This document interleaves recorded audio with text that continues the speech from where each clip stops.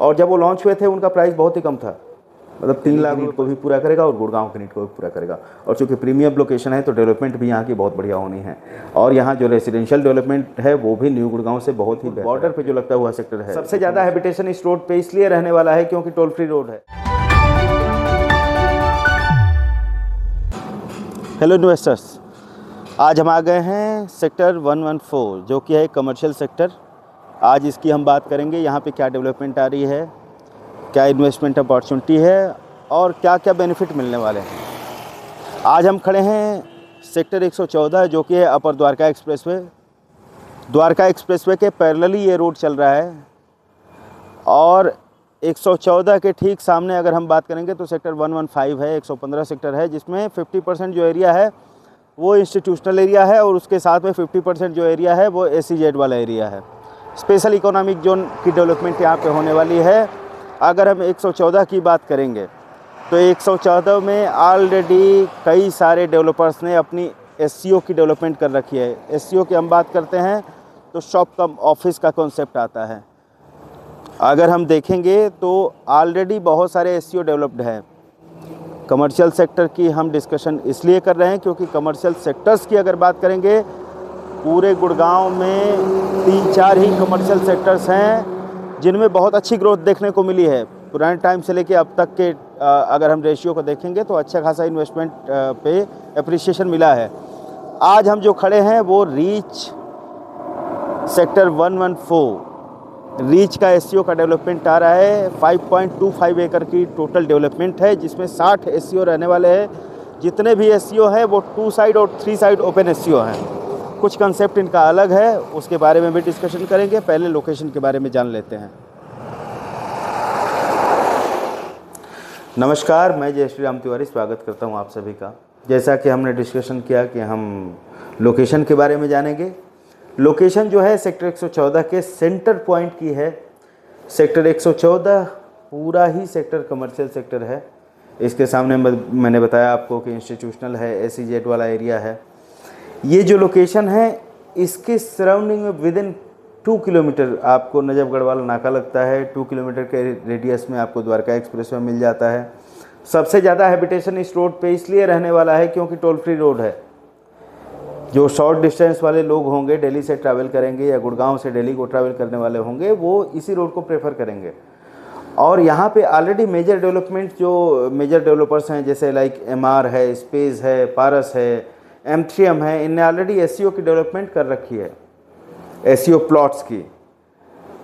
अब वो डेवलप होने हैं 2 साल में, उनका स्ट्रक्चर भी बन के रेडी हो जाएगा, वो ऑपरेशनल भी हो जाएंगे।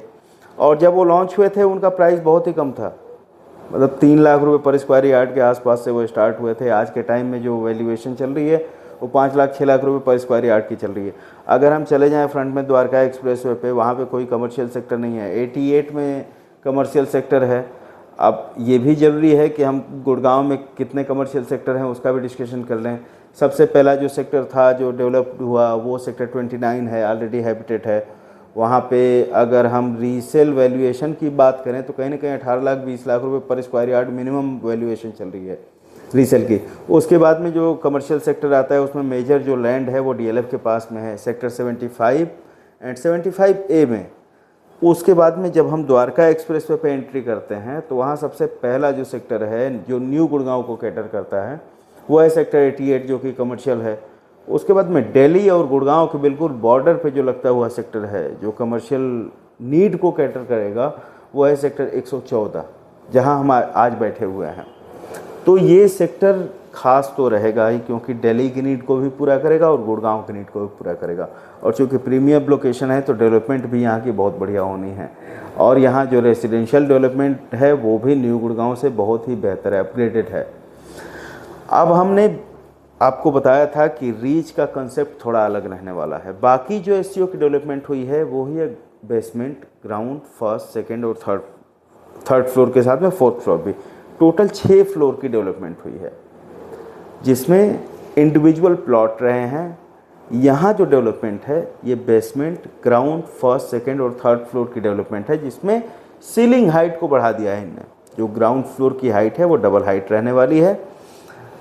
लेकिन उसके साथ में ही जो बालकनी है, एक रॉ में जितने भी प्लॉट हैं उनकी जो बालकनी है उनकी एक्सेसिबिलिटी एक दूसरे से दे रखी है, कंबाइंड बालकनी बना रखी है, जिससे एक्सेसिबिलिटी बहुत इजीली मिल जाती है और एक जो फील आएगा ना वो हाई स्ट्रीट मार्केट का आएगा। तो इस मार्केट को चलने में भी थोड़ी हेल्प मिलेगी उस चीज़ से, और लोगों को क्या होगा कि एक प्लॉट से दूसरे प्लॉट में, एक ब्रांड से दूसरे ब्रांड में अगर जाना होगा तो इजीली वो एक्सेसिबिलिटी ले पाएंगे। तो ये तो रहा, हमने लोकेशन आपको डिस्क्राइब कर दी, हमने प्रोजेक्ट आपको डिस्क्राइब कर दिया। उसके आगे जो इन्वेस्टमेंट पे और क्या एप्रिसिएशन, कब क्या प्राइस था 29 का, कब क्या प्राइस था 75 का, कब क्या प्राइस था 88 का, आज का प्राइस यहाँ का क्या है और 4 साल पहले क्या प्राइस था, उसके बारे में भी डिस्कशन करेंगे। आप चाहें तो मेरे साथ में जुड़ सकते हैं, आप चाहें कुछ भी क्वेरी हो तो मेरे साथ कनेक्ट हो सकते हैं over the call, over the WhatsApp. मैं आपको ज़रूर हेल्प करूंगा। और आपको अगर वीडियो अच्छा लगा हो तो आप चैनल को सब्सक्राइब कर सकते हैं। Thank you.